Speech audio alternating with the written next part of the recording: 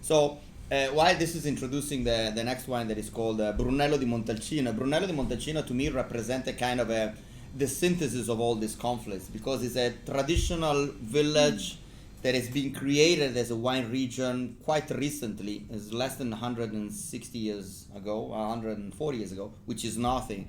I mean, in Italy, 160 years like has the same perception and has a long weekend.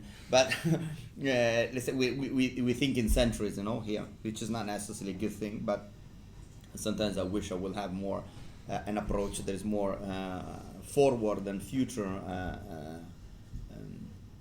projected. But anyway, going back to wine, when we talk about Montalcino, we're talking about a region that you've been there quite a lot of times, right? What was your perception of Montalcino when we were there? Well, for starters, when you enter the city, it's, now there are a few signs on the, when you enter, but it's Città di Miele, it's the city of honey, not, that was the sign that was there before. This is a region that was really, really poor, especially, they were mentioning Baricchi when we were there. Baricchi is in Piemonte.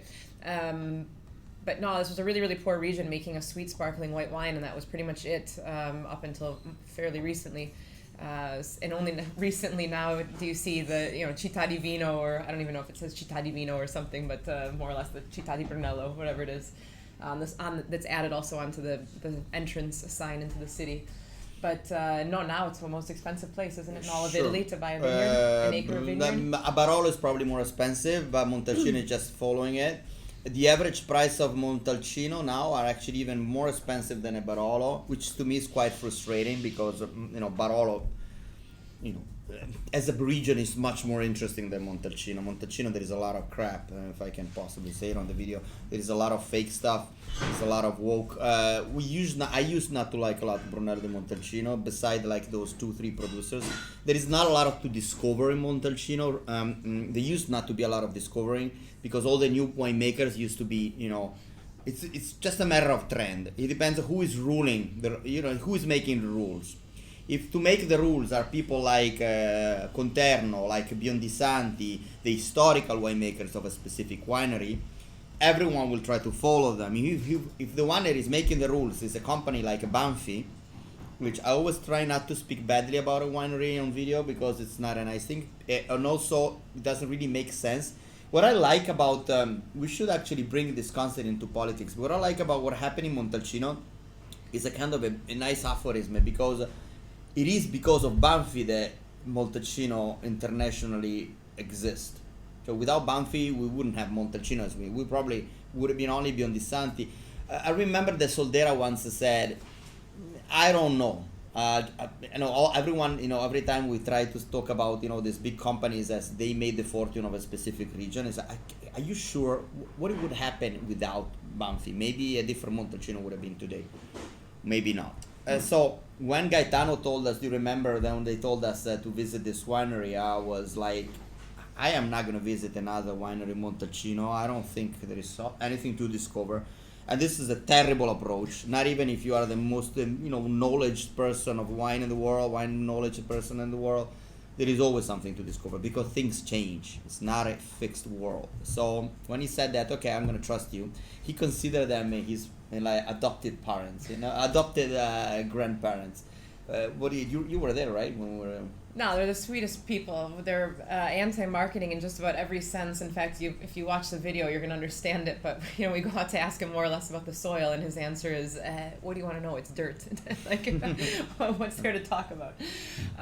Anna was so sweet. When we were there, it was February, and the cellar was a little cooler than she might have liked for us to be tasting the wines. And so with her little frail hands, she came by and was, trying to warm up our glasses for us. We're all there were 8 or 10 of us there that day. And she was so concerned. We said, no, don't worry, we'll do it. But at the beginning, I remember the first time I visited a winery, it was like a fairy tale for me, and I believed all the bullshit they were telling to me. The first time I visited a winery for me was the first step, getting directly to the producer, which is the best thing to do. Mm-hmm. One of the issues of this wine club is giving you the opportunity to, even just with the video, to get in touch with the winemaker. Everything is subtitled in English, as you can possibly, you already know. try to get the soul of the people more than what they say is about. Look directly in the eyes of the winemakers. In my opinion, it tells you more than any possible tastings. Because we were asking to describe the wines, and she said, you'll see it in the video. He says, vino va bevuto. It's meant to be drunk. But you have to consider they are, and both of them are over 80s, which is a beautiful age. So the idea of this kind of a completely natural approach, in my opinion, it was actually a good marketing strategy, because at the end I focused totally on the wine, because they were not saying anything. It was a nice joke. I don't know if it was a joke. Actually, I thought at the beginning it was a joke, but it wasn't, because I said, how do you do everything alone? He's 84, she's 81, they're getting old, harvest and so on. I said, no, we don't do totally alone. There is a young guy is coming to help us. And then I met the young guy in the afternoon. He was 75, so their perception of time was different.